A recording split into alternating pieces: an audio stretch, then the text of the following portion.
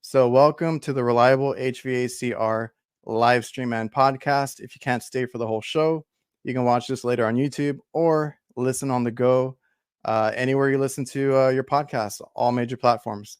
So, today I'm very ecstatic to have the guest that we have on today. You guys should already know who this man is. If not, please go check him out. He does a ton of great educational, fun HVAC content. So we have none other than Ty Branaman. Welcome to the stream, man. Hey, everybody. How's it going? You got the little handout already. One of them, yeah.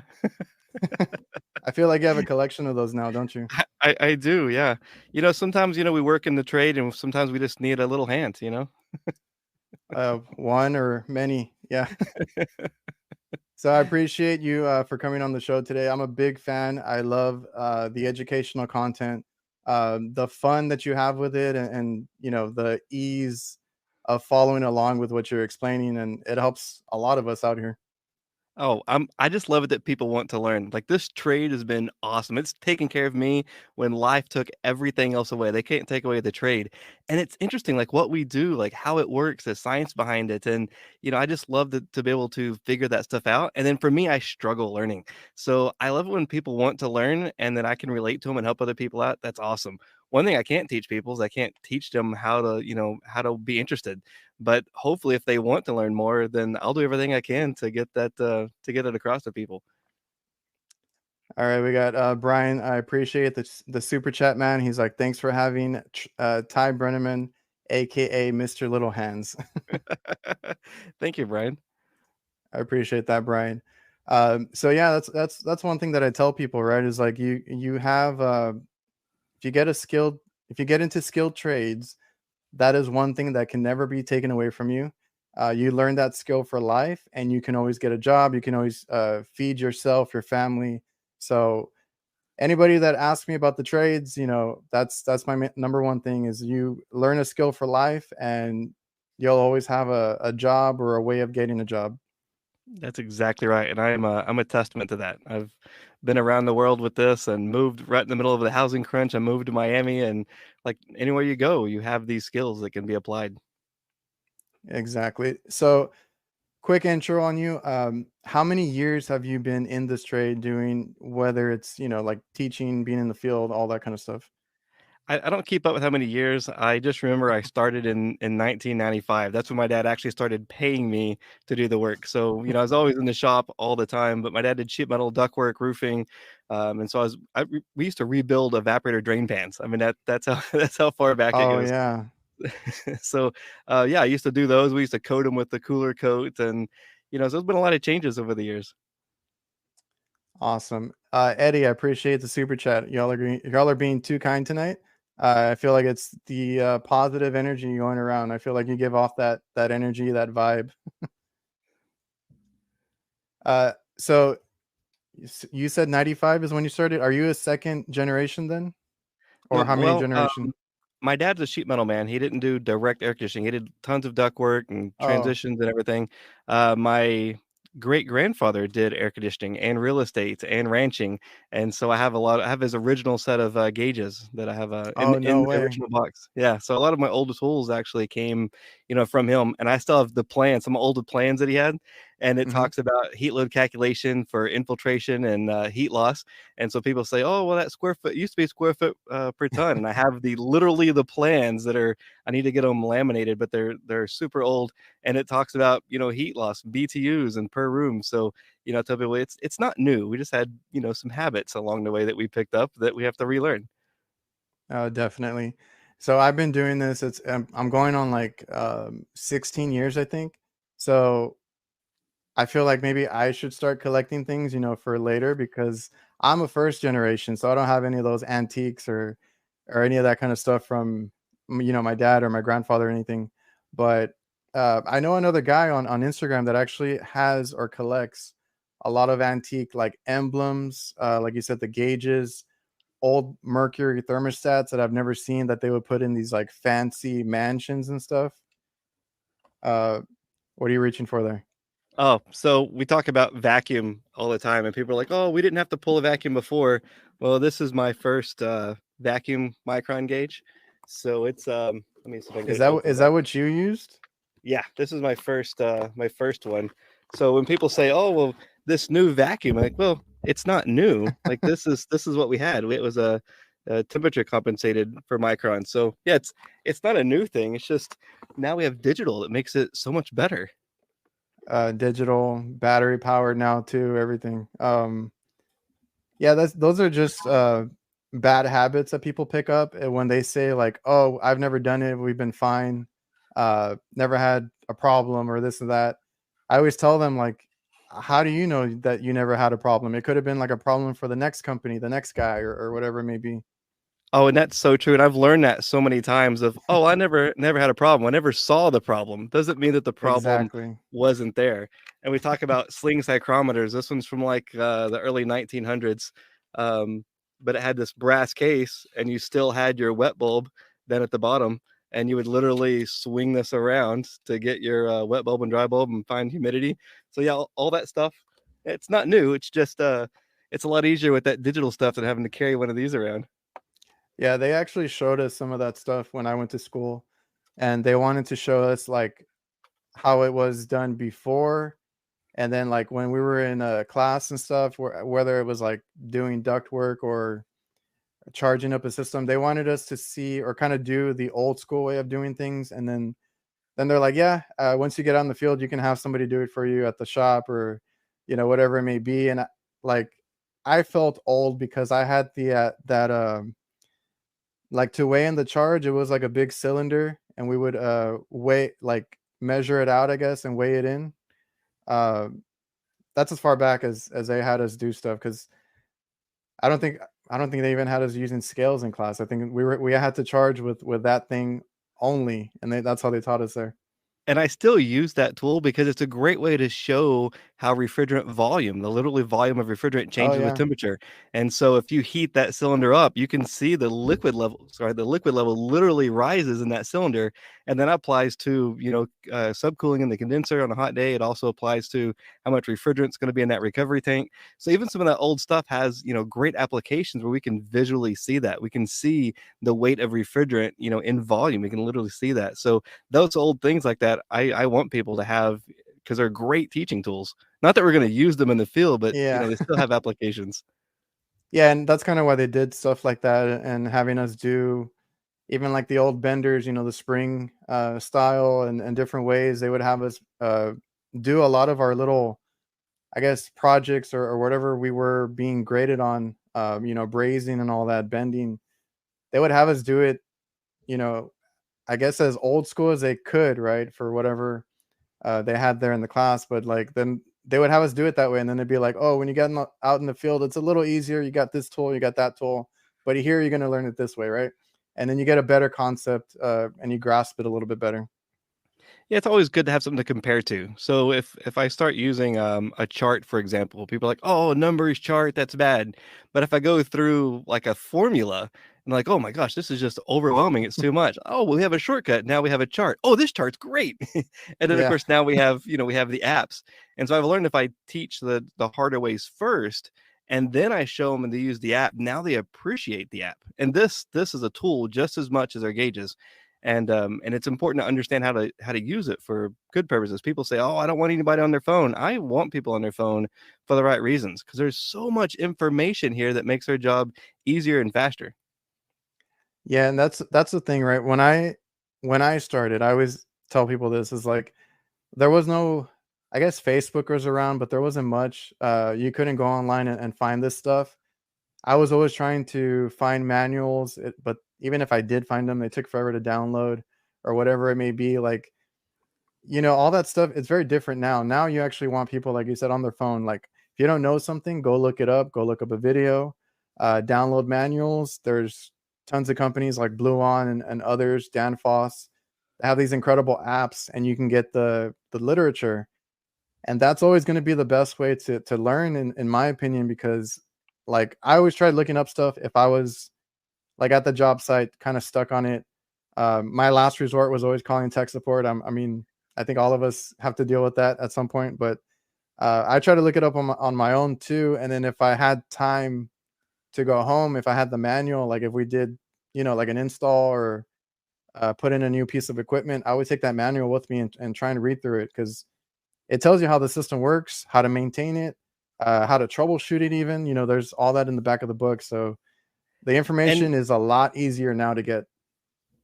that's so important. It's difficult to read, right? I mean, it's not a fun read, but you have to make yourself do it. And if you take a highlighter and start highlighting things in there, and the more that you see these words, the more that you look at it, the easier that it comes. But things are changing, even from one brand to another. One brand will say specifically they want the suction line sloped towards the compressor, whereas another brand they want it sloped back towards the evaporator. So even though we see it one way, or we may have a habit of one way, doesn't mean it's going to be that way all the time. And then tomorrow they could change it in that manual. So that manual's not I struggle with reading, but those manuals are so important. There's so much valuable information in there. Yeah, and I was never like a school person either. That's why, like, I got into HVAC at my school, at my college, and then like I didn't know what I wanted to be. I didn't know what I wanted to do. I hated, like I hate to admit it, but I hated going to school. Right? I hated reading. I hated all these other subjects, but HVAC, that caught my interest. Of course, we have to, if you go to college, you have to take all these courses like your math, your algebra, whatever it is, your basics. And then you get into the good stuff. You get into HVAC, you get into the electrical classes, the refrigeration. I had commercial refrigeration, I had an industrial class. Like at that point, I was like loving it. Of course, I wanted to be in the lab more. I wanted to do more hands on stuff, but they did a good job where I was at, trying to balance it. But if you really like, there was a point in time where I was just reading, reading, reading. Read the textbooks they give you, whatever they recommend, manuals, whatever you can find online. Just try to absorb it while you can, and it'll all make sense, later down the line. And the more perspective, I get people that say, "Oh, my videos really help," or somebody says, "I'm too confusing." And that's okay. The more perspective that you get, the better. So look at many different varieties and start comparing the different things. So something I explain may be really confusing for somebody. Look over at my buddy Craig or Brian or Chris, and they'll be like, "Oh, that makes sense," or now it clicks. Or maybe they're watching their instructor and their instructor's doing his best, and then they say, "Hey, I found this video that helps really explain it." And so it's just that variety. And the more that you're in it, the more that you're immersed in it, the easier it comes. And that's one of my issues with just straight school, is because you're getting all of this theory, but without actually applying it, it's very hard for it to stick. I mean, look at how much information we process every day, radio and TV and ads and billboards and driving and customers we talk to in our daily work. Your mind can't keep all that information. So it has to dump some of it. It's only going to Yeah. remember what either was frustrating, aggravating, or was repetition. So repeating it, seeing that information over and over again, doing it and being frustrated. I know people get in the field and like, "Oh, this is so frustrating. It looks so easy." I'm like, that's good. When you're frustrated and you get it, you're going to remember that forever versus somebody that was told it, they remembered it for a quiz and then it's done. So when you're Yeah. frustrated at work, that's going to be a good thing because you're going to remember it long term. So be okay with the frustration.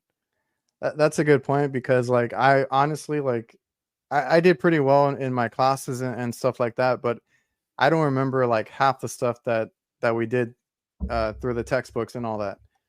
Everything I remember is hands-on, little moments where I messed up, mistakes here and there, and the same thing applied when I got into the field. I'll never make the same mistake twice. You learn as you go, and like you said, if you get frustrated, that's kind of a good thing. I mean, it's going to be a bad thing that day for you. You're going to have a bad day, but you will definitely not forget that moment, what you did wrong, and what you could do to do better. The next time, the next day. And that's it. We got to keep trying. We got to keep moving forward. When you ask me about how long I've been doing this, I don't keep up with that because I don't think that it's really relevant because I see people that's been doing it a short period of time that know a lot more than people doing it a long period of time. So just because we're doing something doesn't mean that it's, going to be applied because there's been many years that I wasn't on that learning curve and it felt like it was, a real waste. And I meet people that's, "Oh, I've been doing this for, 40 years." I'm like, "Well, you've been doing it for 40 years wrong. I don't know what to tell you." And it's just that being in that learning mindset. And it's crazy because the people that I go to, the people that just Like they make me look like a complete idiot because they know so much stuff. And I go to them and I'm like, hey, I need help with this, or need you to explain this to me. And they always take the time to explain it. And those people I go to that are like, people that know physics and like all this crazy stuff that I could never do, they're always still learning. Like they're still going and learning new stuff and applying new stuff. So the key to it is to keep learning and keep building those skills. Exactly, and that's a good point. Janet, was it? No, clicked on the wrong one. And Okay, they asked so they asked where I was go. from, and I'm originally from Texas, but I've been all over the country and halfway around the world. So originally from Texas, and that's where I'm at again now. So to answer that question in the chat. Oh, so you're originally from Texas? Because I Yeah, I had. was born in Texas. Yep. Oh, awesome. I run into a lot of fellow Texans online doing this, the podcast and the Instagram, and it's good to know a lot of guys out here are sharing, knowledge and stuff like that, and they're fellow Texans.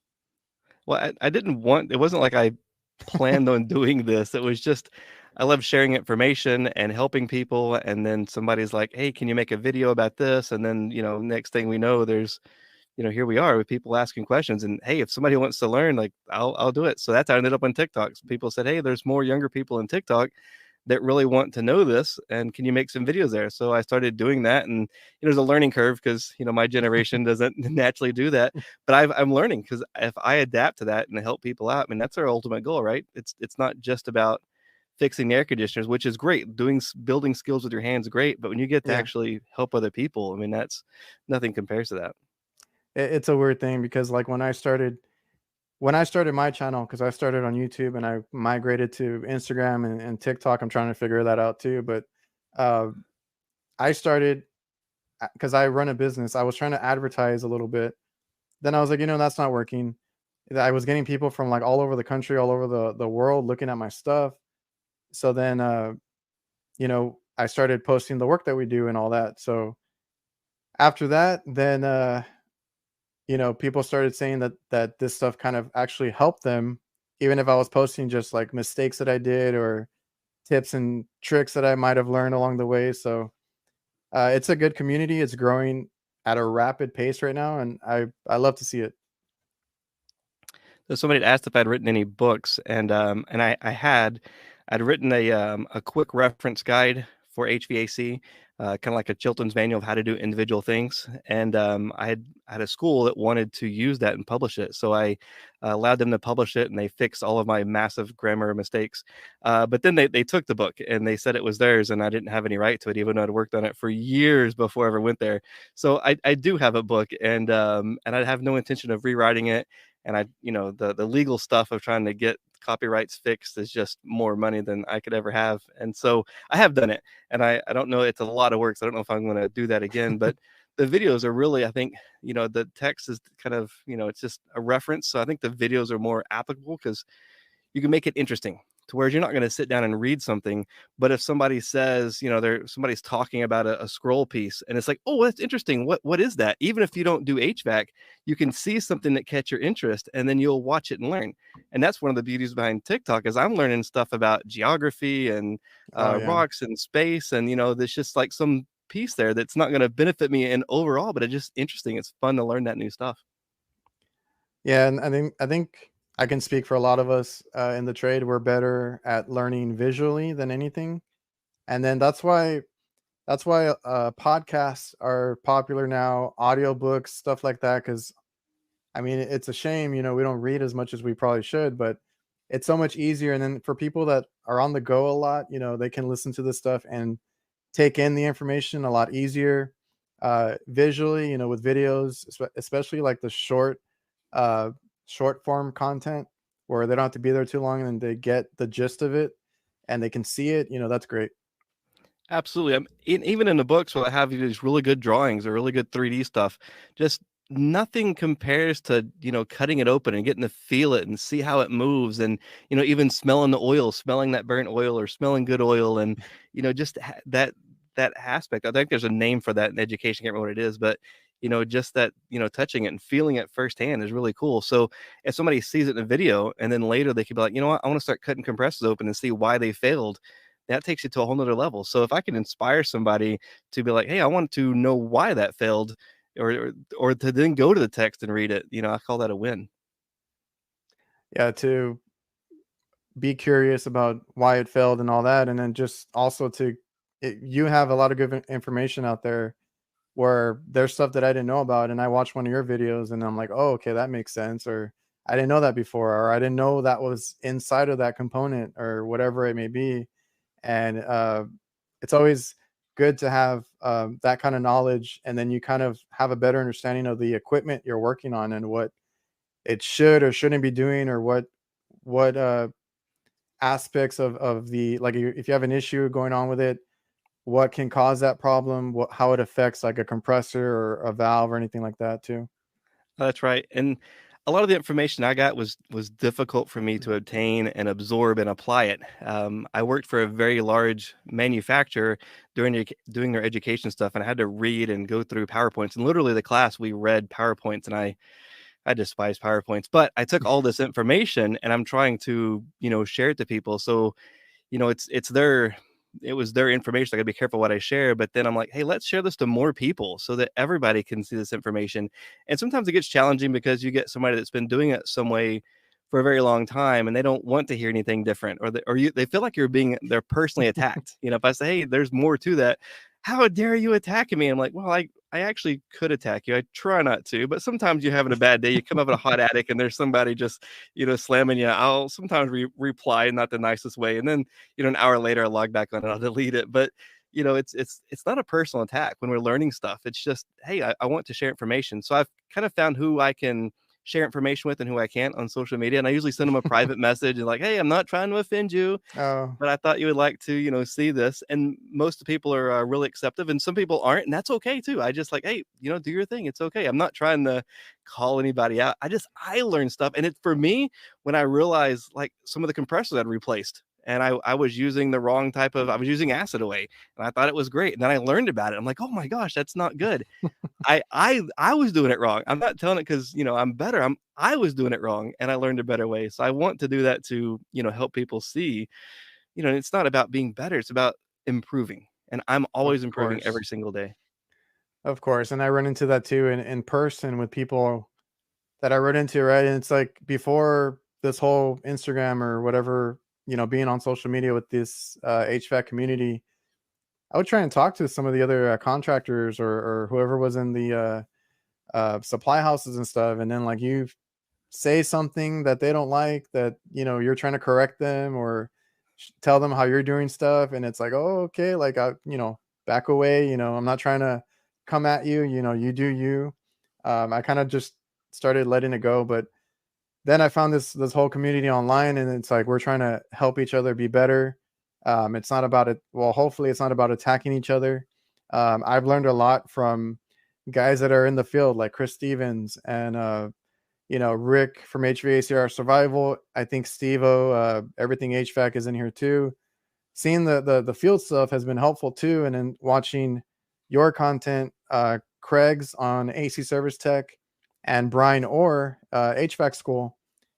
I get to see, like, and you guys are awesome for doing the cutaways. You and Craig, and then Brian's doing that whole visual, like, animation stuff now. That's all amazing because I soak it in. I can see what's going on, and I can have a better understanding. So all that's been great. Being able to talk to other people on Instagram, YouTube, whatever it may be. And I've even asked you questions about stuff, and Chris, I've asked him questions, and Craig, and I get honest feedback, right? It's not like we're criticizing each other or attacking. It's just being helpful. And it's great to have people that we can rely on. I mean, I've asked so many people so many questions. And sometimes it's like I look back later, I'm thinking, yeah, that's a stupid question. Why'd I ask that? But it's sometimes we just need that, we get that brick wall in front of us and we need to ask the question. We need to be able to feel comfortable to ask that question. And it's great to have all these great people that I can call on and be like, hey, is this right? Or I'll put a video out and there's something wrong and I got to pull it back down, and fix something. I don't fix spelling mistakes. So, just go with that. But, other stuff that's technically wrong, I'm like, hey, let's talk about it. And it's great because these people are giving sourced information. And sometimes it's funny because we'll have like these, really big heated arguments. But when all the information's brought out and you have the sourced information, that's how we really get to learn. And we sometimes get to see when you have an argument with somebody and you're bringing facts, you either learn that you were wrong and you'll never forget that, or that you learn that you were right and you feel good about it and you'll never forget it. So those kind of Yeah. things are, really productive. Yeah, we got Zachary in here. Ego kills your ability to learn and grow. Arrogant people usually know the least and talk the most. I find that very true. And I've been on the ego side, Yeah, I've been there. So it's not like it's not a one set and done. We have to keep striving for that. It's the growth versus fixed mindset. And we naturally end up getting into fixed mindset. And we have to keep pushing to stay on the growth mindset. And that's okay. Sometimes I have people that remind me, it's like, Ty, you were being a little harsh there. And you know what? You're right. And I may argue first, but I'm like, yeah, you know what? You're right. And I go back and correct it or apologize. Even if it's not something I particularly did wrong, you know what? Let's just apologize, because that's an easy way just to solve an issue so we can move forward. exactly. So you still work in the field, correct? Because I know we all know you from like the teaching educational videos, but you actually still do work in the field. Yep, I work part time in the field. I was doing consulting stuff last year where I was traveling around solving problems for people and teaching their techs on the job how to solve their own problems. The problem was companies kept wanting me to work for them and they would take on more and more stuff. And I'm like, I'm not here to be your employee. Then they would get mad that you wouldn't work for them. I'm like, I don't want to be owned, I guess. I don't want to be working for Yeah. one individual person. So this year, a friend of mine, he needed help this year. And so I've been here working locally, helping him out, and because that pays better than anything else. And but I tell you, this year was been rough. I always remember, going in attics, but I don't remember it being this hard. So sometimes we remember things differently. We have that romanticized about it, because I swear attics this year have gotten hotter and more humid than ever before. And really, it's not the case. It's me, right? I've gotten older and fatter, and it's good though to be in the field. And so we talk about the theory, we talk about the stuff. I feel it's also important to keep applying it and to keep seeing it and see how that applies to changes, such as the inverter systems and, variable refrigerant flow systems. So I think it's important to stay in touch with the field as much as possible, even if an instructor only has to do it for, a week at a time, to be in the field to make sure that what we're teaching and that theory is still relevant, or how to adapt that theory to what's happening right now. Yeah. And so you were a consultant before. Now you're doing, is it like residential work, commercial work? What kind of work do you do? Residential and commercial both. Yeah. Oh, so you I oh, go like ahead. walk-in coolers and freezers and refrigeration. That's what I really like. But you got to really be married to that. You can't just come in and do it a little bit and then leave. Residential and like commercial, I can come in, solve problems, fix stuff, and I can come in and out as I need. So I'd really like to do more with the supermarket, because that's fun, all the controls. My second thing that I really enjoy doing is building science. And that's something you also have to be, married to and settle down to one spot. But I love the building science. I've been learning a lot about that and how to solve bigger issues, deeper issues than I ever looked at before. So that's been really cool. And I definitely want to get into more of that actual testing.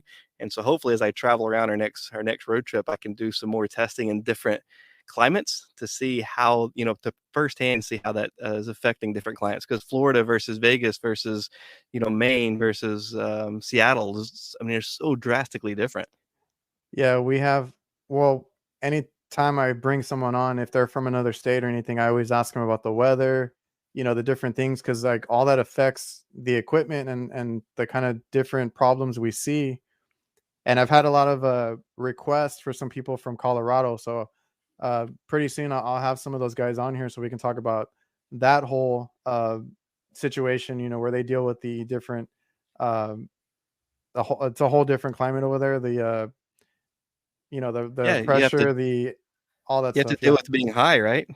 I mean, Yeah, altitude, sorry, altitude, altitude, right? yeah. I was trying to remember the word right now. I was like, yeah, the altitude. They have to deal with that, and it's very different versus any other place, honestly. So here we deal with a lot of like humidity, dry heat, or not dry heat, humidity down here. I think up north they get dry heat, and it's a very different type of heat, type of heat too. And I feel like this summer has been pretty hot. I'm gonna blame it on the weather. It feels a lot hotter on the roof this year. So I try to take measures to, stay out or stay in the shade, stay covered. I'm getting old too, so I feel like I just got some tool bags with wheels, make sure I try to carry the least amount of stuff, lighten the load a little bit. Whatever you can do. I just bought some knee pads today too. Hopefully I'll remember to put them on. Well, doesn't the equipment come with knee pads? That comes in a little clear plastic sack. Oh wait, those are instructions. I'm sorry, I keep getting those mixed up. If they even make or if they even put them away in the unit. Sometimes I don't even find them. Oh no. Uh yeah, so let me look at the Man, the questions real chat is quick. rocking. I can't keep up with everybody. It is flowing. That's cool. Thanks everybody for being here. That's a great question. I'm sorry I can't keep up with everybody. I don't have any tattoos. I'm sorry. I do not like needles. Just I don't have anything against tattoos. I just don't like needles. So how did you get into the trade yourself? Is I know you said your dad was a sheet metal guy, but your grandfather was the one that was into like air conditioning on that side? Yeah, and I didn't want to do it's not like I was like, "You know what? I want to do air conditioning." I wanted to do, farm and ranch work, and, I had a guy that wanted me to come out to his ranch and run it for him, and then I talked to these people like, "Hey, that's great now, but in 5 years from now, you're gonna be tired, and there's gonna be some other kid out of high school that can do the same thing, and you won't have gained anything."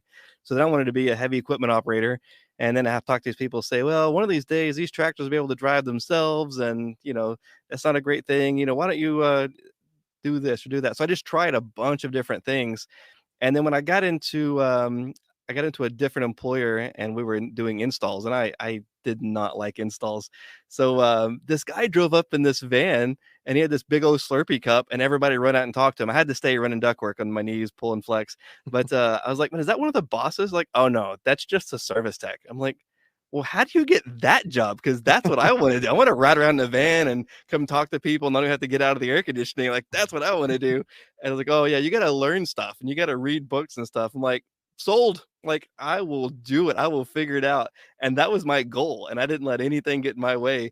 And I got in that service van and I realized, you do have to be in the attic, but it was so much better than being in that same exact location all day. And so I absolutely loved running service calls and figuring stuff out and something's new and different. And that's, ADHD before we had a name for it. The ADHD people make the greatest service technicians because they like chaos when everything's wrong and they're going in and they start looking at this problem and that problem and they're starting seeing everything that's happening. And then they find out the connection between things and they fix it. And then they fix it and the customer's happy and you get that boost and you feel Oh good. yeah. Then you go to the next house and then you can work all night long doing service calls. And so ADHD, I've learned over the years is great. They make us a great position for a service technician, and then from there, just, kept learning and asking more questions. And, I've had little sidetracks where I wanted to be a chiller technician and spending all winter pressure washing the chilling towers and then running the rods through. I was like, that wasn't fun. And then I wanted to be a boiler maker. So that was one day being a boiler maker. I was like, nope, I don't want to do that. And so, I've just tried different things. I think it's important to just try different stuff and then Yeah. take your passion with you. What if you're sweeping the floor? Just be the best person that ever swept that floor. Do it the best that you possibly ever can. That's a good point. And yeah, I tell people that too, the whole ADHD, the ADD thing. I never said that I had it or claimed to have it, but I like being in different places, traveling, seeing different kinds of equipment, being at different locations throughout the day. That's a day's work. You go to several different spots, fix several different problems. They're not all going to be the same, and you get a variety, and it keeps me, I guess, entertained. I don't get bored of it. And if I were to sit at a desk all day or do the same thing and be in one spot, granted, I love all the guys that do the awesome install work, construction, all that stuff. That's great for some people, but for some people like us, we want to be out there, you know, uh, getting challenged and doing different things throughout the day. And I love traveling, so like I said, we service about 2 hours each way. So sometimes I'll hit up, the beach that's close by here, and that's my service call or two for the day there, and then I'll head out to the middle of nowhere and the other way and be out there for a couple hours too. So And variety it's is great. and it's cool the people that you get to meet and the stories and the connections. And you'll get that lady that will make you your favorite pie when you come out, or you're at the penthouse in South Beach, Miami, that only a few people get to go to. In Texas, I was driving out to a service call and there was zebra, like, and his private bridges and zebra running out there, and I was like, what where am I? In Las Vegas, getting to see some of those mechanical rooms. I mean, it's just, there's so much cool stuff in HVAC. So when somebody says they get, bored of the HVAC, I'm like, how? Because there is so much to it. You can never learn it all. I'm trying. I'm falling way short, but there's so much to it. It's such an awesome trade.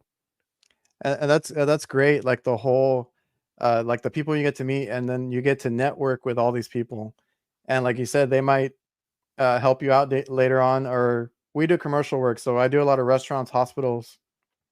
People always ask me if I eat at these places. Like, yeah, they're gonna offer you free food here and there. You might not want to take it every day, but there's little perks there. You get to meet great people. They'll take care of you if you take care of them. That rewarding feeling that you get them their equipment going, that freezer that breaks down in the middle of the night. I have to deal with plenty of those. The eight for me on the AC side, it's usually because they have a dining room that people eat in. Customers will walk out, they'll lose money on that kind of stuff. So their AC has to be working. All that stuff, you figure it out, you fix it. It's rewarding too, and these people are greatly appreciative that you go out there and fix it in a timely manner. So all that stuff is interesting to me, and I get a joy out of it most days. I mean, some days I'll come home late, I'm tired, I'm frustrated, I don't want to deal with it. I'm like, I'm not, I'll think about it tomorrow. But most days I enjoy it. That's exactly right. Every day is going to have its challenging. But the thing that we forget is the good days wouldn't be so great without those challenging days. I mean, if everything was a good Yeah. day, we would just take it for granted. So having those days that are challenging, I look back at some of the worst parts of my life where I didn't even know if I was going to make it. And it's just, those times really give us the appreciate what we have now. So there's always things we want more, we want to do more, but it's important for us to also look back and look around and see, a lot of other people, everybody in America, even people on the street can go and get food somewhere. So we are so blessed just being here in this country, and we have opportunities. And so yeah, sometimes life happens and there's obstacles and things get in their way. But that's the journey. That's part of what we do. There's where so much growth happens. So that destination where something's easy or fun isn't the true win. The true win's that path getting there. And when I'm teaching, that's what I love about teaching, is because there's so many people like me that are difficult, with learning. So when I get to Hmm. see people like me, I can identify ADHD pretty early on. And those are the people I really strive at, because the people that's naturally, good at learning, it doesn't matter if it's, just a boring presentation or if it's active, they're still going to learn. But if you have Hmm. somebody that's having a hard time focusing, like me, um, and if you can keep that person interested, then you're winning on two different fronts. And that's what I love about teaching, is because it's something different all the time. You can have a classroom, the same class, and put one new student in that same class, and it changes the dynamic of the entire classroom. And then you got to figure out how to explain something all over again, because this doesn't work anymore. I used to connect with cars, with automotive, but now we have generations that didn't work on cars and garages, so they don't understand about starters and Hmm. tires and brakes, and so you have to figure out another way to relate to them. And it's challenging, but it's fun, like having to think, how can I explain this where they'll understand it? How can I change this up to make it more interesting? And it's that is has been more fun than the service side, because now you're getting to work with people changing and air conditioning sometimes, which is super awesome. That's awesome. Jennifer had a question. What is your favorite book? Oh, my favorite book now is the one from Brian Orr, about the wanting to learn. I'm sorry, I can't remember the name of it right now. That's probably my favorite book, because it's so many things that I have said and I've been promoting, and I just couldn't put it into words. And Brian put that in the words about training new generations, about your own path. There was so much stuff packed in that one thing. That has to be my ultimate favorite book. I don't think there's anything else. I've already gone through that one twice, and I have my note cards and my highlighters, and I write my notes on the side and have my index card so I can see it as I read. But that would have to be hands down my favorite book. I might have to check that out. That sounds like an awesome book. Oh, and an audio version just came out too, so it's even Oh, easier. even better. Let's see. Zachary, teaching is the hardest job on the planet. I second that. I know how hard it is. It's also it also truly push your knowledge and understand the topic to the limit. So it is. I don't downplay that whatsoever. Teaching, I couldn't do it. I've actually been asked about it if I would ever want to, and I'm like, oh, I don't know about that. My wife just brought it in, the book, Unconformed.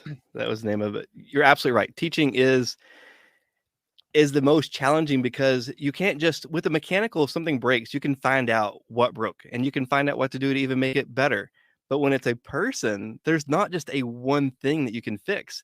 And even at that, even if you get somebody that's really excited about learning, like there's only so much you can do. And if there's somebody that doesn't want to learn, there's only so much that you can do. So your job is not to fix the people. Your job is to make them one step better. Wherever they are, get them one step better, get them excited about it. And when you get that part down and you have and you learn patience, because I didn't have patience when I started teaching, but you learn to have patience. I've learned more by teaching than I ever did by action in the field. I've had so many times I'll be teaching something to somebody and they keep asking why, and I keep going deeper. And then I've had these moments where I had to literally stop, be like, you know what, that explains in 2003, this one call that I couldn't figure this out. Like it just, you had this epiphany. It's like, now I get it. So when you're teaching, you learn more. So like the school systems, all the education systems are so broken. Don't do it because you're going to try to make any money because they don't pay. Don't do it because it's going to be easy because it's the administration is so frustrating. They don't understand or appreciate trades at all for the most part. Do it because you're going to learn more and you're going to be able to help somebody else understand more. Yeah, awesome. So did you? I know we talked a little bit before the show started, but you didn't go to school yourself, right? I mean, did you learn in the field? Did somebody teach you this I trade? barely made it through high school. I had one teacher that I was about to drop out because I was working, after school doing different things and making more money. So I almost didn't make it through high school.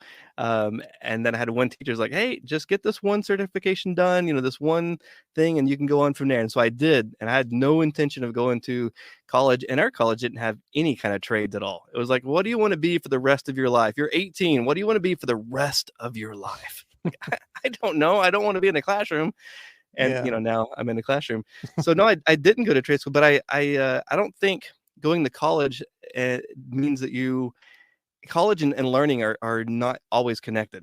Learning happens all the time, and college is one path. A good community college is a path. There's some great instructors out there that fight the hard fight every day, and there's also instructors out there that they've given up on the fight. It's just they've been broken down by administration, or maybe they've only have a few years of experience and they just got hired at a school.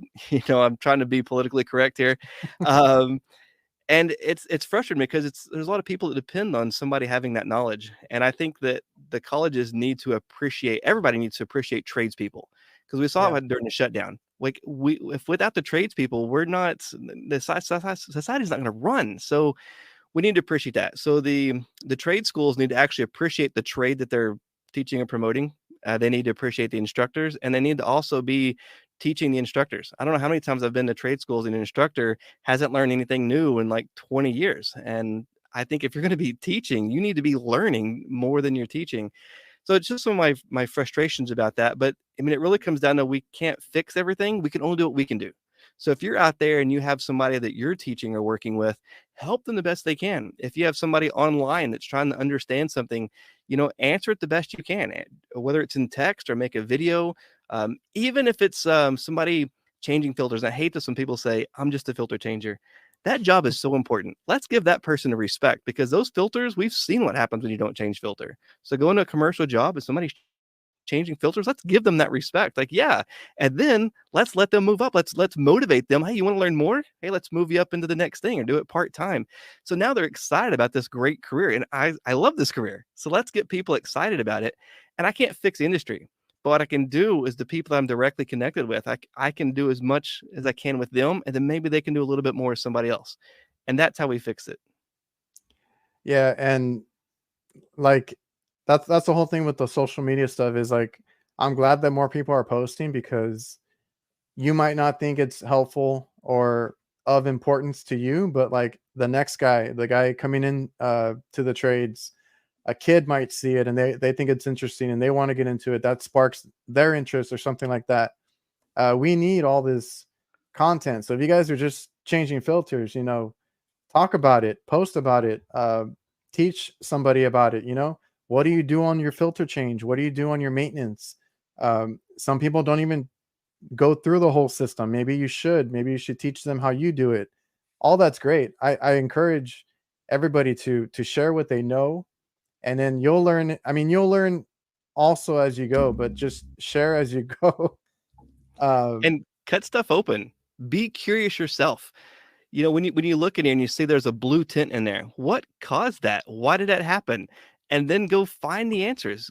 Be curious yourself, and then don't be afraid to say you don't know something. And then if you're whoever you're training, whoever's people are watching you all the time, and hopefully they'll be like, "Hey, let's find out," or they'll look it up, and everybody works together. But yeah, cutting stuff open, seeing how this works. This floating seal, I didn't know about this 2 years ago. I didn't know what this was. Such an important piece of this compressor and how it works is that floating seal. So be curious, and be curious when you're training people. Be curious on yourself, and learn, learn, learn. There's so much out there. Yeah, we need to pass this knowledge on and stuff like that. Like I can't wait, to kind of show my kids about the trade and at least to check little things or know little things because even if they don't get into the trade, maybe they can know how to work on their car, know how to work on their house, be a handy person around the house, stuff like that. Because being in HVAC, at least you do a little bit of everything. You do plumbing, electrical, construction. You're demoing stuff too. Like there's a little bit of everything that goes into it, and it's a good trade to be in and to learn different skills. And kind of be you get to be helpful outside of HVAC as well. That's right. When I was in Australia, I couldn't do HVAC because the laws, and I had to go through their whole entire school program, and it was frustrating. But I went over to the sugar mill, and they had a job opening, and I went give my resume, and they're like, "Oh, you're a Friggy, mate. Oh, well, you can do anything, mate." And so I got a job working as a fugal operator in Australia, and the sugar dryer, and all this mechanical stuff, and I just related everything to HVAC. But what we do in HVAC, and we have to understand plumbing, thermodynamics, mechanical stuff, hands-on things, electrical. Like really, we have I think the most complicated of all the trades because we have to understand everything else. And it's cool when you get to apply that to other things, whether it's automotive or, working in your own house or taking your toaster apart. Like there's HVAC components in all of this. Yeah, like I had an episode last week about I had because I do mostly kitchen refrigeration, and we kind of do that like the ACs in the restaurants and stuff like that. So I kind of have a niche there, and I had other guys that also did kitchen work, and they did a little bit of both. They did the cooking equipment and the HVAC side, refrigeration, all that. And we were talking about it because they're like, yeah, we get a little bit bored on the hot side and the cooking equipment because it's all the same. I mean, nothing bad about it. My dad does that kind of work, and it does take a lot of knowledge and keeping up to date, just like with HVAC on all that equipment. But one of the guys brought up a point that you might like refrigeration more because there's more variables in it. The outside temperature has a lot to do with how certain components work, like on a walk-in freezer, stuff like that. Ice machines have so many dependent parts. The fan cycle switches. All this other stuff that compensate for whatever the ambient is. So there's a lot of factors in it, and that's what I also enjoy about it. And you have to take that into account as well. As like is like I've been working lately for some walk-in boxes that are just falling apart. The doors are falling apart. The box itself, I'm telling them there's infiltration everywhere. It's not sealing properly, and they wonder why they get condensation, humidity. The temp takes forever to drop and stuff like that. So we have to tell them and kind of educate them a little bit about all these other factors that come into play, and you have to constantly be thinking about you can't focus on one thing, right? It's not always low on charge. It's not always something simple like that. You might have a bad door, a bad seal. Something might be going on with, like I said, a fan cycle switch or something that has to do with the outside factors. That's so true. I mean, I went to one not too long ago, and the door was completely split apart, where it had been frozen, and they kept screwing it together, and they had a fence latch on it trying to make it connect. Did you know back in the 90s we had flavored ice? Did you know What that? do you Yeah, we had flavored ice? vanilla ice back in the 90s. We had vanilla ice. It was quite popular. Never heard of vanilla ice? No. Oh, dude. You had me Sorry. going for a minute. I was like, all right. I was like, I'm interested. Go ahead. But yeah, I've been dealing with that lately too. And we on that show last week we talked about like also like the because we do kitchen work, like I said, a lot of these reaching coolers, they're open case coolers, they're prep coolers, they're not designed to cool all day if the doors are open and all that, like if it's left open. And I'm like, sometimes you go in there and it might be the AC not working, right? You got a bunch of hot air and that cooler's working 10 times as hard and stuff like that. So there's factors and variables that are tough, but they're also interesting. And somebody had a good point in the chat was to take things open and see why they failed, especially things like start kits. You take those potential relays apart and you get to see how many times those contacts are closed. You know, start Yeah. kits kill compressors. When they stick closed, it'll take a compressor out. So yeah, opening up, even if it's a relay, control boards, pop those pieces open, see what overheated, and be curious about that. Doesn't mean you're gonna have to solder control boards, but there's people now starting to do it, especially with these inverter systems, and you have these Yeah. fuses that are brazed on there. So start doing that now with some old stuff you pull out. Start seeing why it failed, and take a gas furnace and take all those pieces out. Build your own training boards and try different things, and see build that curiosity, see why it failed, what happened, and could you not on a customer's unit, but when you could you replace that one little part and make it work again? Because these are things that could help you out later, especially now with more and more inverter stuff. Yeah, like when I started, I was just, replacing parts because I knew they were bad or whatever it may be. Then I started getting curious. I would take apart the contactors, like you said, the relays, like the potential relays, figuring out like what happened. Did they, was it the contacts? Did they get welded shut? Stuff like that. Because then like a walk-in freezers, coolers, single phase, they have those whole starting components. You have the potential relay, the start capacitor, the run capacitor. And I started telling people because it happened to me, I would replace one and then like it would fail again. But you need to replace them and see why they gave out because the capacitor might have given out, but it was actually the potential relay that got welded shut or something, and it made that whole problem uh, or whole headache that you had there.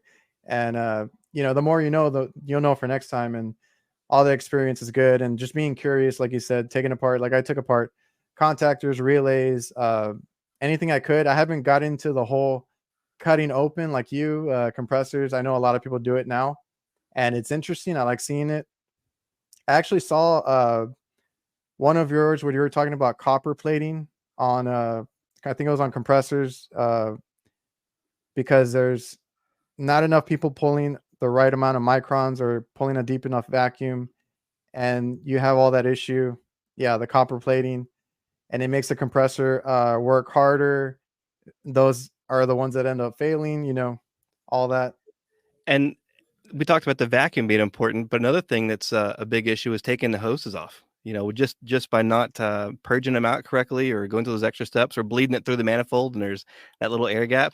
We Sure. were using these before. I call them analog probes, and a friend of mine hates it when I say that. But the lollipops. We didn't have hoses, and we use this in refrigeration a lot. And so, when people refuse to go with the digital probes, I'm like, well, at least use these, Yeah. because that way you don't have to worry about any contamination, or you really reduce the risk of contamination. Let's put it that way. Yeah. Like I said, when I started, I kind of went out there and I had to learn as I went. I was not aware of all the proper procedures and stuff like that. And I used the manifold for everything. And then I quickly realized, it's hard to purge all these lines and get everything out of these hoses. And even when you would take off the hose, right, the refrigerant that gets left behind when you're disconnecting, all that's from the hose. So yeah, if you don't want to use probes, use the stubbies. Some people even use the short hoses too, like I work on a lot of ice machines, and that stuff is kind of critical on the charge. So you got to be careful using hoses. So whatever you need. I mean, there's like you said, this stuff has been around forever. Like it's not like probes were the first version of this. We had those analog stubbies and stuff. It's always been around. It's just whether you have the right habits or not, or the good practices. That's right. And there's so much to this. Don't try to be the perfect tech all the time. Just try to do something better as soon as you can.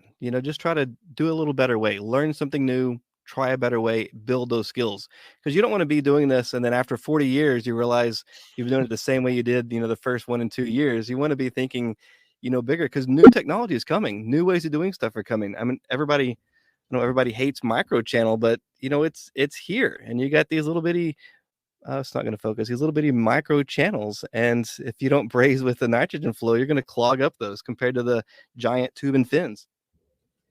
I've been waiting to work on one because I had one leak, but it was like 5 hours out, and I think the other company said they needed a new compressor or something, and they said they needed like two of them, and I'm like, that doesn't sound right. So we went out there. We found forgot was the first one had a wiring issue, so it was never going to come on. The second one emptied out, so it has a microchannel, and I guess they nicked it with the because it had hail guards. It was a train RTU, and they nicked it. So I was like, I'm not gonna just replace the compressor. You have a leak over here. The whole thing leaked out.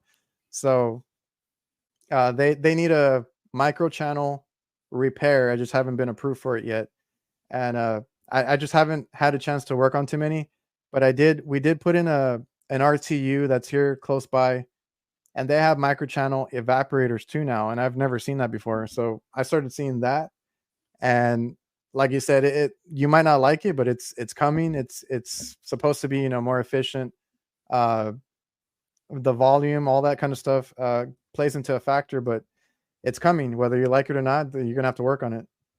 That's exactly right. And the more that you're familiar with it, then the easier it comes. Somebody had asked, they wanted to see the The hand hands. collection. So I have whoops, I never get this right. Yeah. I got a whole variety of them like this. It's I don't know, it's just kind of quirky and fun and just whatever you can do to change things up.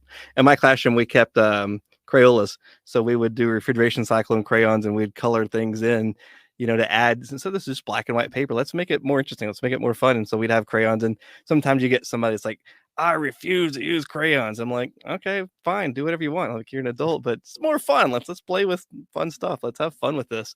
And I used to be very strict and very proper, and I used to plan everything out, and I realized no matter how much you plan, you can't plan your life. And so let's just have fun along the way. Let's have goals. Absolutely have Yeah, goals. Work towards them, but yeah, let's have fun along the way and work around the problems.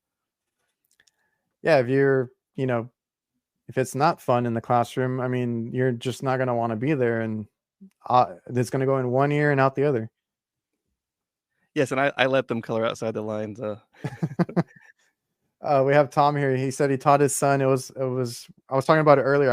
I would hope to teach my kids, some of the skill trades and stuff. So that's cool that we can pass down this knowledge. Like you said, a skill is something you learn for life, and it's something you can pass along. Right? You teach somebody how to be a HVAC, electrician, plumber, whatever it may be. They have that skill now that they can do whatever they want with it.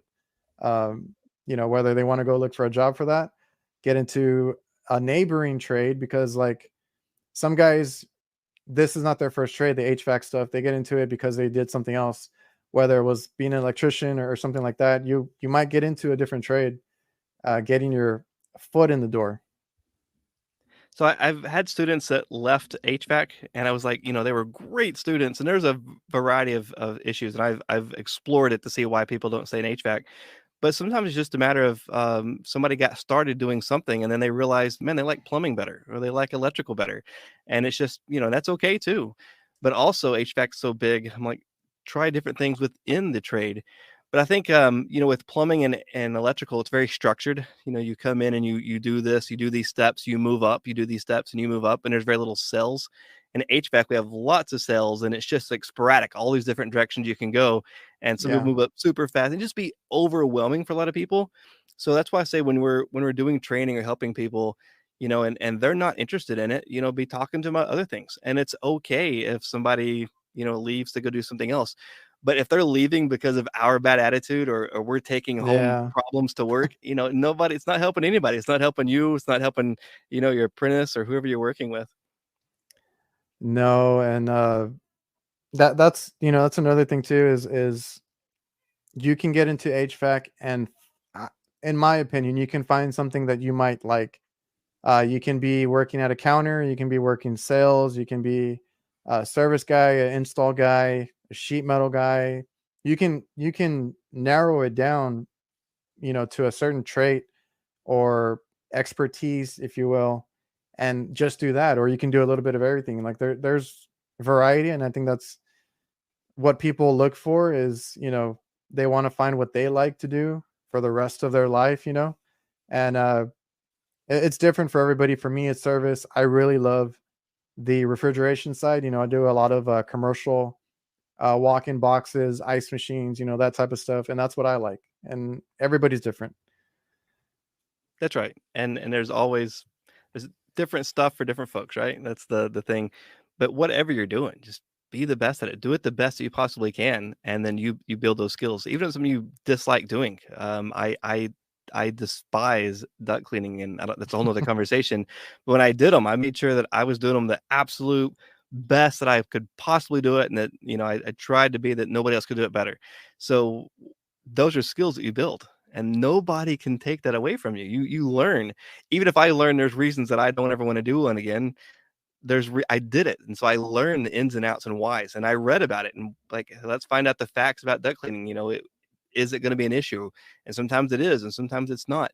But doing it all, instead of just taking a hard path of yes, it's always bad, or yes, it's always good, there's a lot more details in there, and that's what's cool about a lot of what we do. We want these like quick things of, oh, the TXV only do subcooling. It's like, no, no, no, no. That's a good way to start, and it's important, but we have to look at superheat, or I don't, there's so many things that we just have these little shortcuts we do, like, oh, everything needs a hard start kit. It's like, well, you used to, but now we have scrolls. There's a lot of things, and then people get offended by that. It's like, no, I learned it that way.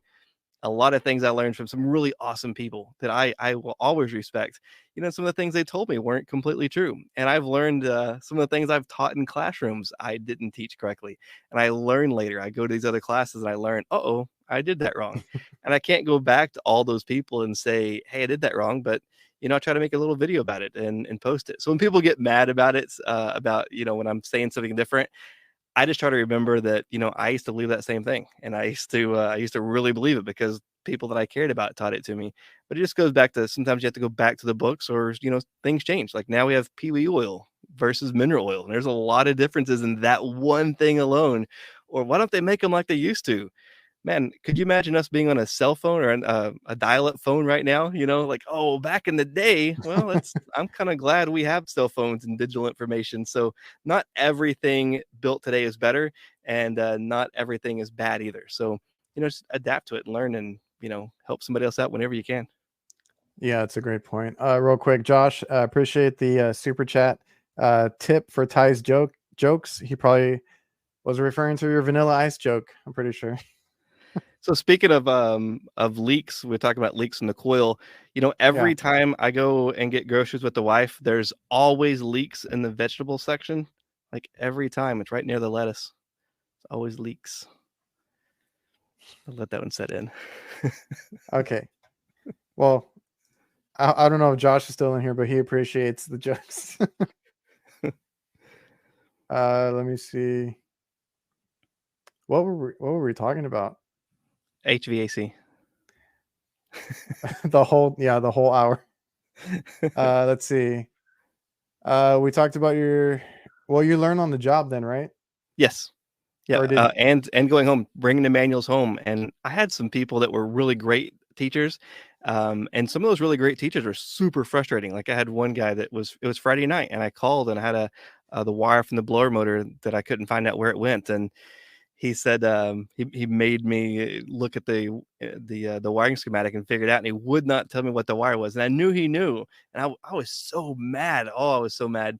But that thing right there taught me so much because I it taught me forced me to go look at the wiring schematic, and then once I did it, it wasn't as scary anymore. And then I did it more and more, and then I realized, wow, this is a cool little trick. Like I have a shortcut here that nobody else knows about that the manufacturer usually puts on there, and that was a big step helping me understand electrical. So yeah, there's always something new to learn and something different. But just because whoever's training you or teaching you is aggravating you doesn't mean it's a bad thing. Um, it can be a very good thing. And so some of the people aggravating me the most, I learned the most from. Yeah, I've been there. You get left to figure it out on your own, and that's sometimes that's the best way to learn these types of things is you being hands-on, figuring it out. Like you said earlier, getting frustrated, those will be imprinted in your memory there, and you'll never forget that. I ask people sometimes in class, I'll say, who had a bad driving experience? And like everybody will raise their hand. Tell me about the car, the color of the car, where it happened, exactly. They'll tell you all of these details, right? They tell you every little detail, the driver and like everything. And then I say, okay, now tell me about all of the drivers that did really good, like the people that let you in, the people that didn't aggravate you. Tell me about all of those details, and they can't, right? They can't Yeah. because that aggravation made your mind remember it because it's aggravated. So it made you remember. It's a learning tool. So I in class we'll go out and do stuff to aggravate the students, not to upset them, but we'll go out and I'll have them do a task and I won't tell them how. Let's go pull a blower motor. I'm not going to tell anybody how. And they're frustrated. And some people figure it out. And some people go grab a hammer, like, no, no, no, no, no, no hammer. And then I'll take them in the class and then we'll talk about how to do it. Then we'll go back out and like, oh, this is so much easier. Why didn't you tell us this the first time? It's because I wanted them to be a little bit, aggravated, a little bit frustrated so that when they got the answer, they would remember it long term. Yeah, everybody's talking about your joke in the chat. I have um, really bad jokes. so so this whole the classes you teach and all that, do you teach anywhere in particular, or do you I know you travel a lot. Is this something you do when you travel? You teach? I do. I volunteer at schools, meet people on the way. Sometimes there's companies that will pay me to come in. They'll pay me to come out of the way to come do a class for them. Sometimes I do classes for different individual companies or a supply house. Pay me to come in. I don't teach at a set school anymore. The very Oh, last okay. school I was working at, Las Vegas, was super aggravating, and there was a lot of things that were dishonest, and I just can't bring myself to go back into that.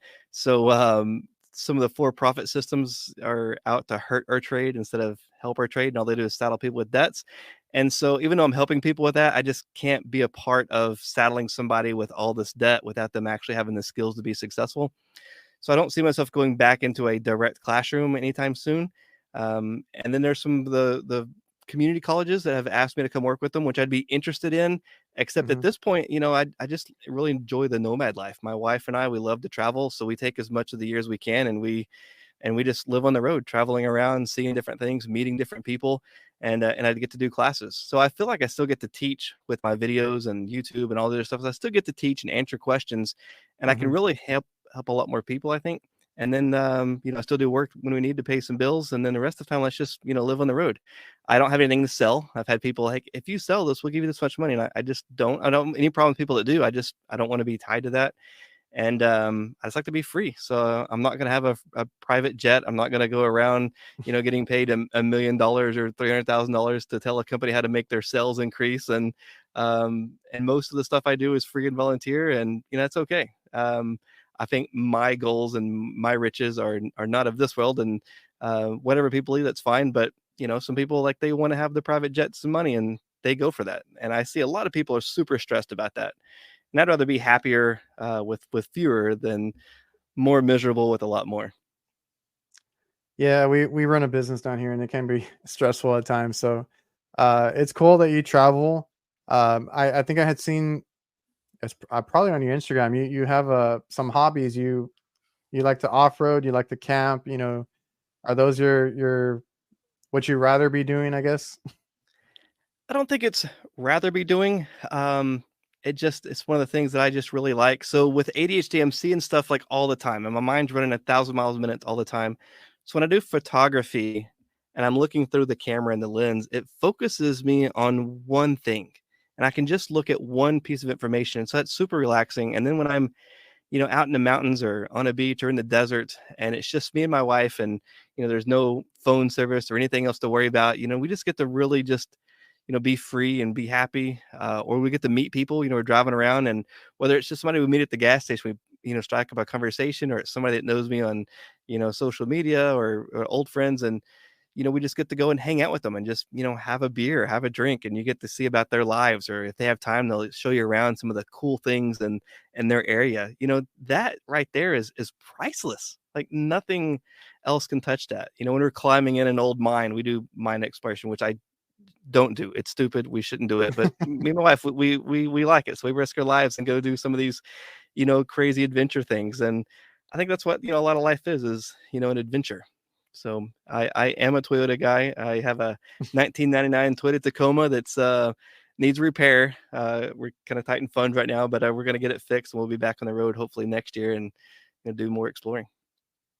That's awesome. And everybody has their own definition of happy, successful, whatever it may be.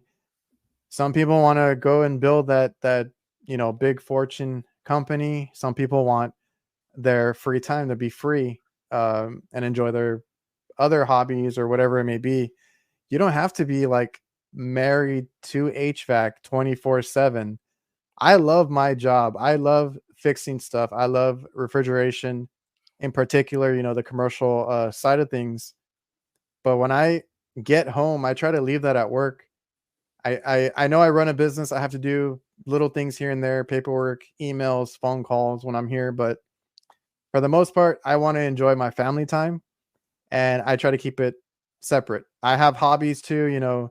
I'm into sports, other stuff. There's other things that I want to do. You don't like if you see us talk about HVAC and how much we love it and this and that, we really do. But a lot of us, we want our own lives outside of HVAC, right? So that's You should why I try to ask people about their hobbies and stuff, because there's more to life than what we do at work. you should have a hook on your door by your house, and you should have a hook, a little plastic hook on the outside of your service van. So when you get home, you take your work problems and you put them on that hook before you go in the door. And then when Hmm. you're going to work, you should take your house problems and put them on that hook before you get in that van. It's crazy that when you get back home, there's not as many on that hook, and when the next day when you're going to work, there's not as many hanging on that service van door. So, we work to live, we don't live to work, and I love this trade. Like I everywhere we go, my wife gets we go to a new place, she gets aggravated. It's like, okay, go look at your ductwork, do a heat load calculation in your mind, and get it out of the way. And she knows to do that, and then she'll start talking to me because I know that I won't. I love her, and I try to give her as much attention as I can, but she's the way my mind works. So she Yeah. lets me, run my mind and explore. And then she's like, "Are you ready now?" I was like, "Oh yes." And then we'll talk about, whatever she wants to talk about, or we'll talk about the heat load stuff together because she works in the trade too. She does sheet metal with my dad, and Oh, she climbs up on roofs and tears ductwork out. And yeah, so she's super hard work. I think she works harder than I do now. wow, that's interesting. So that's cool. That's a something that we don't, I guess, talk about too much. It's like you have this life at work, but you need to figure out how to separate it, how to keep the problems, like you said, both ways, because I've been there.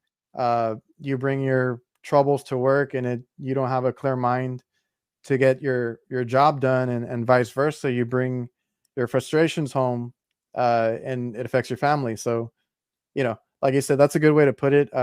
Try not to keep the problems from interfering with each other, leaving them at the door. Good advice. And I think everybody needs to know that, needs to acknowledge that. And it's easier said than done, right? I mean, it's Yeah. something you have to practice. And sometimes I need people to remind me. And I have friends that will say, "Hey, Ty, yeah, I think you're going a little too far. Or you're leaning too far in one direction." And I have friends and people in my life that will that I can trust to acknowledge me. And I may not want to hear it at the time, but we need need that. And that's what's that community, that friends and those people that can come in and be like, hey, I think you need to calm down. I've had an argument one day. It was a couple years ago about some stupid thing, and a friend of mine, because ADHD, you focus on one thing. So if you have a problem, you focus like all of your energy in this problem, and you need an outside source saying, hey, let's step away from that, and it's okay. And that's why we have people in our lives, right? Yeah. Uh, that's just one of those topics, we don't really talk enough about, but we're supposed to, tough it out, get over it, whatever it may be, and there's these things that we have to deal with, and I love what you're saying about your relationship. She knows how your mind works. She lets you deal with that first, and then you have your time with her. I kind of have the same type of relationship too, and it makes a world of a difference because, like you said, sometimes we're just hyper focused on something or whatever, and we need to just kind of figure it out a little bit or get over it and move on to the next thing, and then you'll be fine. So, good advice. Yeah, my wife's in the chat, and she's definitely the better person in our relationship, because she knows me so well. So if I'm aggravated about something, she'll just like walk off and just and I have nobody to argue with. And it's like, okay, well, I guess it's gonna be done, because she won't argue. And it's she's super awesome. Like I don't know if I don't know how I lived so long without her, because she's been absolutely awesome in my life. So it's amazing. And then she's from Vegas. Like she worked in an office, and she lived in the same city most of her life. And then from there, she quit her job, and we traveled. We travel a lot, and she lives out here in a barn with me, and we, go for night walks, with her spotlight and the dog, and then we go out, traveling again. And she's up for it. So yeah, it's pretty cool that she's able to give up so much of her life to go, hang out and do this crazy dream of ours. That's awesome, man. And like you said, I know you're doing more online now than in person teaching, I guess, but it's a good reach. I'm glad that you're on YouTube, Instagram, TikTok. I don't know if you have anything else that you post on. Do you? I think LinkedIn's the only other one. I don't do the Twitter thing. I don't understand how it works, and people get so Yeah. angry there. So I don't do that one. But no, I think TikTok's my favorite, because I can make a video that's over, like 3 minutes long, and have more time to really, talk about something in more depth, and I can reply to people with a video, which is cool. So it's more interactive.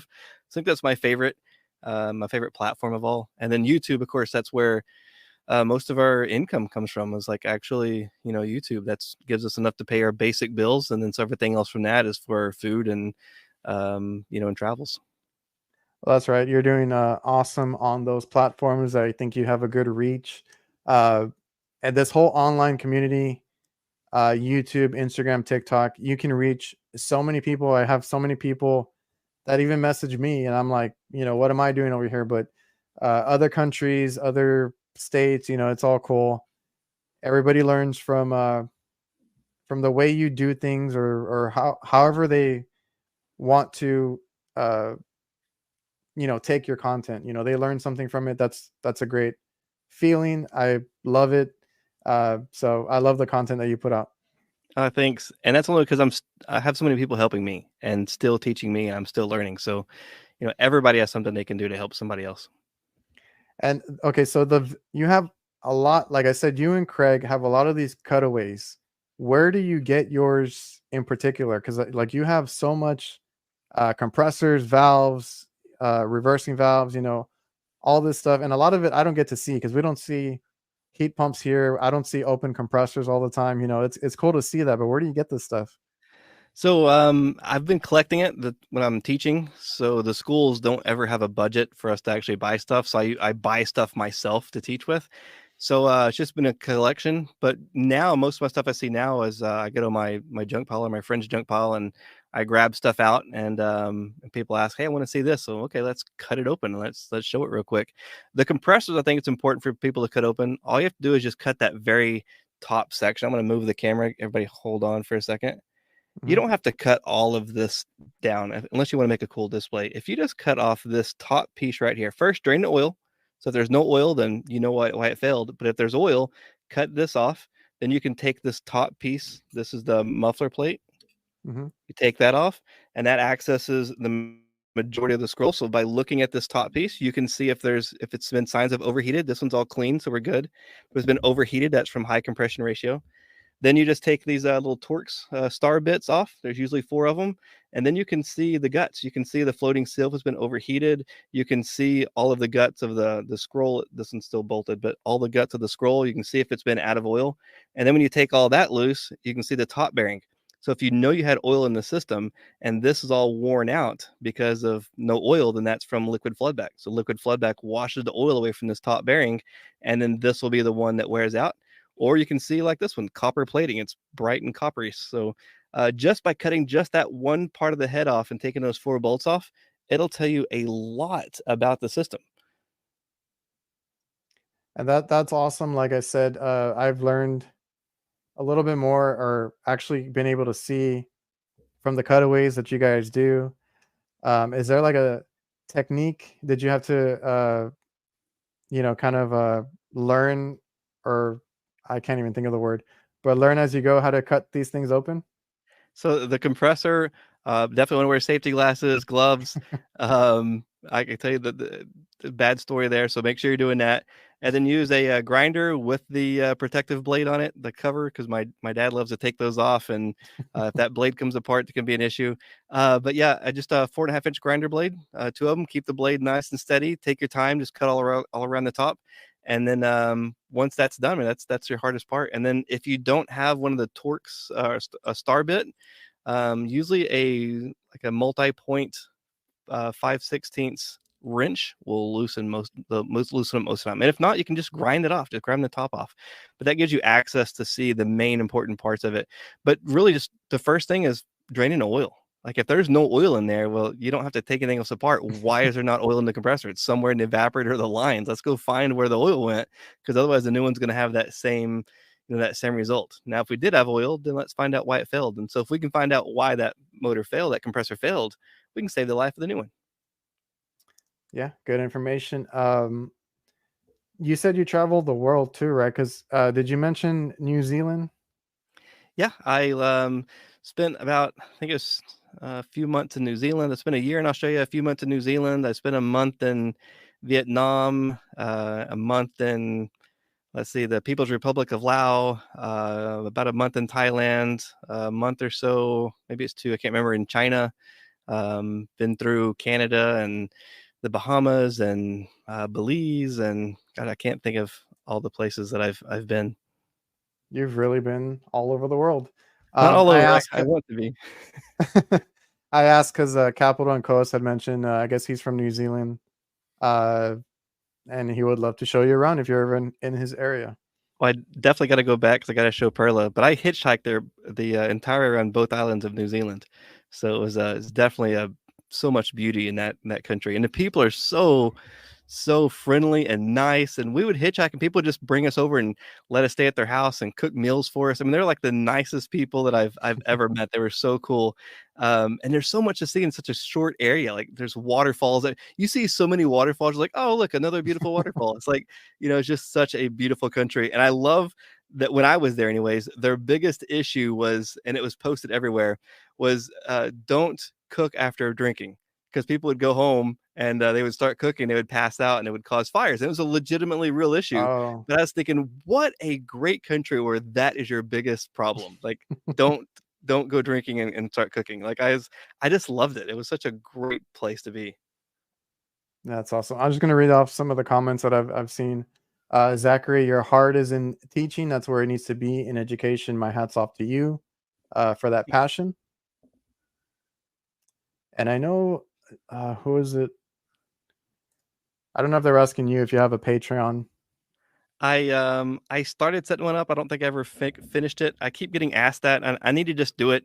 So it's just a generational thing. Like, don't ask for help, and Yeah, so I need to just get over that, because it's just a stupid personal thing. So I just need to do it and just be thankful for the people that are donating, because I don't want to take that away from somebody. It's just, but I don't want to be like I'm asking for it too. So I need to just do that. I'll get it done this week. How about that? And then if anybody wants to, they can. If they don't, that's okay too. So, but we appreciate anything that anybody can do. that's awesome. I can't find the comment, but somebody had asked if you or I think it was Capital and Coast from New Zealand. Do you have anything on the horizon coming up? Anything going on right now?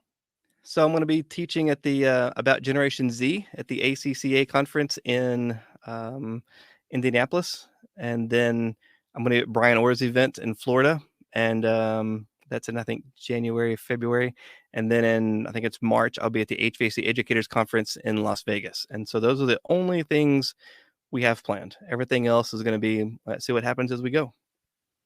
Awesome. Yeah, I think I had seen like I've seen you at these events, like when you post on your social media. That's cool. You do these I don't know, you speak, you teach, you do all these different things out there, and it's spreading awareness, spreading uh information. So I appreciate that too. And you're doing great. I mean, I love the fact that we have this community. Like you've come in and you've found a way to connect with so many people, and then all these people in the chat. I apologize, people. I can't keep up with everybody in here and all the names, but I mean, how awesome is that? There's people here on a on a Tuesday night, and they're here listening to HVAC, and they're wanting to learn more and about their careers. I mean, that's awesome. We didn't have that, back in my day. We just had the people at work that threw tools at you and yelled and talked about back in their day everything was better. And now we have these communities where people are supporting each other, and we can learn of other opportunities. I mean, I think that's really awesome. Yeah, the chat. I try so hard. There's so many people in here, and I appreciate everybody who tunes in. I try to get through the chat. I know it gets overwhelming sometimes, and like you said, on a Tuesday night, I appreciate everybody who comes out on their free time. Right? They have to. A lot of these guys have to get up for work tomorrow, including myself, and I appreciate everybody who comes out. What was I gonna say? Matt here. Oh well, your point about the whole the being able to teach and not be yelling at the next guy, or your apprentice or whatever it may be. That's the other thing, is they always talk about the shortage of techs, of people, that we need more people to get into the trade. We also need people to stay in the trade, because I've heard so many like horror stories of like, oh, I didn't like it because of the senior tech or whoever it was. They didn't want they were afraid to lose their job, or they didn't want to teach, the next guy or anything like that. We need to get rid of that as well, because just like, we're trying to get people into the trade, we need to keep them, once they get in, we need to keep them in the trade as well.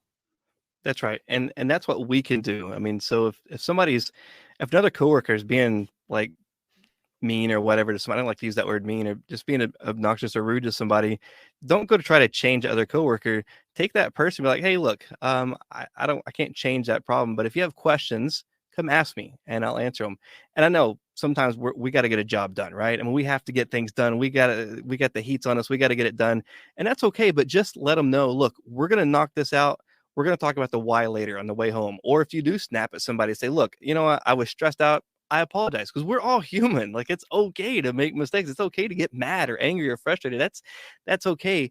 But we also need to appreciate that we're working with humans. And let's say, I remember I was such an idiot back in the day. The people told me so many times, you're not going to be anybody in this trade. You should go do something else. And I was told that so many times.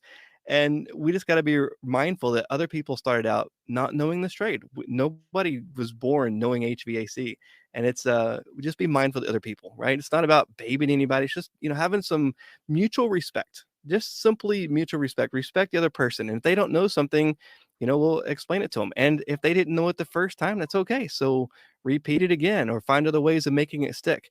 It's okay. But just simply, my dad told me, everybody you meet, you give them a level of respect. And from that point, they can either build on that or they Mhm. can detract from that. But you give everybody a level of respect and go from there. And I think that's where we got to start. Is we get so from where we learned, having to protect our egos and all that, and we have to just be tough and rough, and and there's definitely some job sites that you have to have that. But we got to remember that, hey, we want to increase this trade and get good people in this trade. Let's start with taking care of them, because really you can go out and make more money delivering stuff now, or investing in other projects. So HVAC, when you start out, doesn't pay all that well. So if you only pay a low wage and you treat people like dirt, Well, no wonder that you end up with people that don't want to work and that aren't all that, motivated. So, we can't fix everything, but we can work with the people that are around us. We can help them. And I don't want anybody looking up to me for anything, but I'm hoping to inspire some people to think, hey, you can do something better. Because if I can do this with all of my learning disabilities and spelling errors and all this, if I can do this and figure this stuff out, anybody can. Because I know you guys out there are so much smarter than me, but just do what you can. Start doing what you can and keep learning and helping people, because that's what this world's really about. When the money and all said and done, it's going to be like, how did we help anybody else? How did we help mankind? How did we help our fellow community? Yeah, and that's one of my, like little taglines now is like, "Hey man, if I can do it, you can do it." Like I was not great at school. I was not great at retaining stuff, but like, once it clicks, it clicks. You'll realize, some of the stuff that you learn in the beginning, makes more sense later down the line, and so on and so forth. And we're not all, like you said, we're not perfect. I've been that person where it's like, I have somebody riding with me. I get frustrated, on certain calls, and it's always I like to train or teach people the way I do stuff or whatever it may be. There's those calls that just get you sometimes. Like you're frustrated, it takes you longer than it should. It's a weird issue, intermittent issue. Like you're like, oh, like you're frustrated. And that's why I always tell people if your senior tech or whoever you're learning from is visibly frustrated, doesn't want to talk or anything like that during the call, yeah, back away, ask them on the way home or something like that, like on the drive or after the call. And more times than not, they're going to answer your questions after the fact, after they got it fixed, after they finished the job. They feel so much more relieved and open to talking. So that's another good point. Yeah, I can't talk my way through a call. So if I'm doing something, I can guide people through it, but if I'm doing the work, it's my mind's running Yeah, so fast, I can't slow down to explain everything I'm doing, and I can't do it on camera like Chris Stevens. I don't know how he does that. He I records it know. and talk. I can't. I've tried that. I've tried to get footage. That's not my way. I can talk about it when I'm looking at it directly because it's just in my mind. But to a new problem I haven't seen before, yeah, that's just not my ability. So when I'm having to diagnose something, I need that clear mind space. And so I just tell people, give me a little bit of space, let me think my way through it, and then I'll explain it to you. And everybody's different. Like how people work and think and process information is different. So yeah, just being respectful of that. And if you're a new learner and you're working with somebody that's has got that chip on their shoulder, you can learn a lot from them. But first you got to get them to trust you. I used to carry tools for people, and I would never ask anybody to carry my tools. I used to carry tools for them, volunteer to ride at them on the weekends or when they're on call, and just sit there quietly. Sometimes you're in a truck and it's just this awkward silence because they're not saying anything, not to say anything. And then Yeah. eventually they start, I'm going to show you this little shortcut nobody else knows, or and you can eventually Hmm. break them down. So as much as I want people to be teaching other people, on the same time, new people coming in have to realize there's multiple generations ahead of you and there's a lot of set in your way stuff, and you have to get them sometimes to open up to trust you. So we both got to come together. I'm not blaming any one side, Hmm. but we both sides have to come together and to work together and learn. That's a very good point. It goes both ways, and I hope people understand that. And if you like we were talking about, if you can't get the answer during the call or when you're working there, if you're working with somebody, ask afterwards. Ask questions afterwards. And people always say, ask questions, ask questions. Sometimes you need to wait because you might be irritating that person, but you can ask your questions later. It's either you ask them during or you ask them after. It's either one. There's no right or wrong way about it. It's just, know who you're with and how to read, the room, I guess. Yeah, that's it. Yeah, Eric, Adrian, check out color codes. Once you understand them, you can communicate better with different personalities. Made a huge difference in my training and management. I have that book. It's a training guide for that. Yeah, the different color codes of how people, the personalities, and the general how the people think, because we think that everybody thinks like we do. Well, you should Yeah. do that because that's how we are.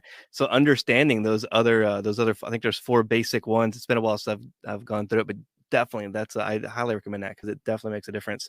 And somebody asked where I got my sign from. It was I think it was an Amazon thing. It was like It was like $40, and I don't promote Amazon, but that's just where I got it from. It was super cheap, and it was like, oh, I like it. I don't care if anybody else does. I like it. Let's see. I think that was it. And yeah, the whole book thing, like I need to check out like that one, Color Codes, and one you mentioned earlier from, I think you said Brian, right? Yep, Brian Orr. Unconformed. And it's really inexpensive, and there's so many. You could go through this book a few times and get tons of information, but I think it's my favorite book. And like I said, there's an audio version you can get, super affordable. Buy has different perspectives. If you like it, that's okay. It's fine. We can disagree. It's okay. Nothing wrong. Yeah, because I have like I have my textbooks from my classes and different things behind me in a bookshelf, but I wanted to, because somebody on my other show recommended a book, and then like now here in the chat, and then the one you were talking about, I need to get into these little books to read, in my downtime. Let's see. Tom, I've had so many people ask to work for me for free. They just want to learn, but the liability is so high around commercial stuff, ladders, large moving fan belts. Same here. I have a lot of people now that I guess I have enough viewership and things. I have a lot of people that are local to me, and they just want to learn. And I feel very bad because I'm like, I run a business. I can't have that, like Tom says, that liability. Um, but I need to figure out a way. But this whole YouTube, TikTok, all this stuff, it's the easiest way that we can kind of pass on knowledge for free. Honestly, I mean, there's so much free information out there, like you, Craig, and Brian Orr, that are like educational, and there's plenty of guys that show how it is in the field, which is what I try to do. Like sometimes the book stuff might not match the infield stuff, and you might have to think on your feet a little bit. So the best way for now is to learn for free on the internet wherever you can. And yeah, and I get you, Tom. I've had so many people that, and it's good to see that. Good to see the the want to learn and the drive and all that. But it's hard. I if I could, I would hire everybody that comes to me, but it's not that easy. Oh, we got LED handyman. I can't remember his name right now, but he said he met you, and I saw you all posting pictures. I forgot where it was. That was the Natural Refrigerants Conference, or yeah, I think it's Natural Refrigerants Conference in California. That was There you that was go. cool. I learned so much stuff there. That's a big thing. There's so much stuff to learn. CO2 and all the natural refrigerant stuff, and it's like, wow, it just gets overwhelming sometimes. But it's fun. It's exciting. Like there's something new around every corner. Yeah, I know. I had Brett Wetzel on here a few weeks back, and I was like, dude, talk to me about the CO2 stuff because I know nothing about that. He's a cool guy. We talk all the time. He's always got some new thing, and he gets to work with stuff that I don't have any access to. So when he talks about, hey, Ty, you know this? I'm working. I said, Brett, back up a little bit because I've never seen what you're talking about. So you gotta explain it to me first, and then we'll talk about it. But it's great to have somebody like that, who's sharing this information, because there's not that much heavy commercial stuff out there, and he's on that podcast sharing information. So awesome that people are doing that. Oh, and here, Total Tech, thanks for your enthusiasm. It's inspiring. I don't know where you get the energy to do all this and have that positive. It always comes out in your videos. Like there's no way around it, and I love it. I just don't know how you do it. I just love this stuff. I don't know that there's anything else. It's just I get excited about it, and it's just been a great trade. Why not share the good stuff that happens? Now there's tough times, but who cares? Nobody wants to hear somebody complaining. Like honestly, you get the friends on Facebook that you care about them, but they're always negative. So eventually you just stop listening to them. So nobody cares about the negative stuff. Let's just share the positive stuff. I mean, that's all that really all we can do. There's plenty of negative out there. The news, the media, the newspapers, like there's always something going. It's the end of the world every single day. So hey, let's share Yeah, some positive stuff. yeah, and that's what gets me too. Is like I try to keep all that negative stuff out, and I'm better for it. It's I don't see a point in having anything negative in your day to day. Bringing you down, getting you more stressed out, anything like that. So definitely, the way to live is to be positive. Tom here. See you at Brian Ors Symposium if you're going this year. I will be there. That's my favorite event of all of them. I mean, that's my favorite one. I will say I bought the digital ticket uh, last year so I could see you because I know you were presenting and stuff, and I enjoyed it. Lots of great speakers at that one.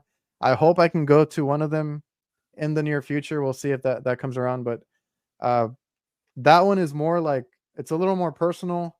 It's not as crazy as AHR and all that, and I think I would enjoy that one a little more because the AHR ones are fun, but they are very overwhelming.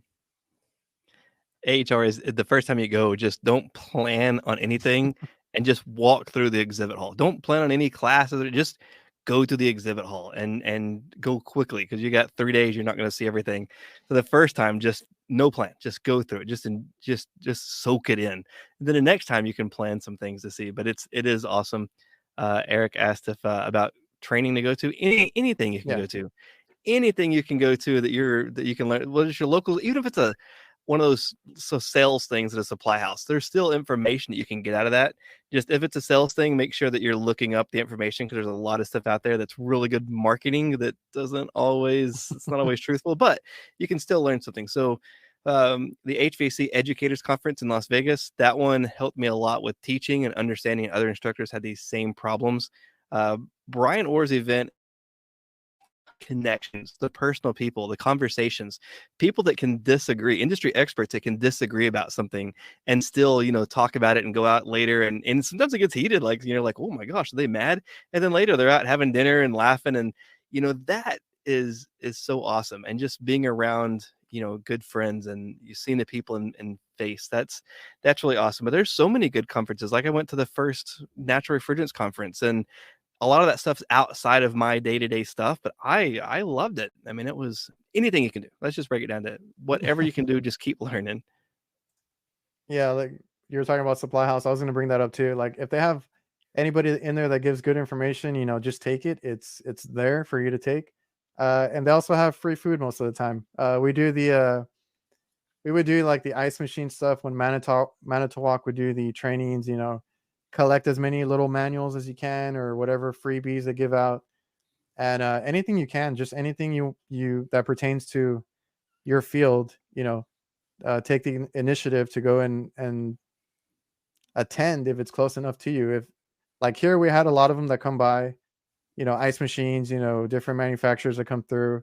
Any of the supply houses will do stuff from time to time. So uh, definitely helped me a lot when I started was just going to these things and going through the manual. They'll have equipment there and they'll let you look at it. They'll explain anything new that's coming out. So those are good to go to.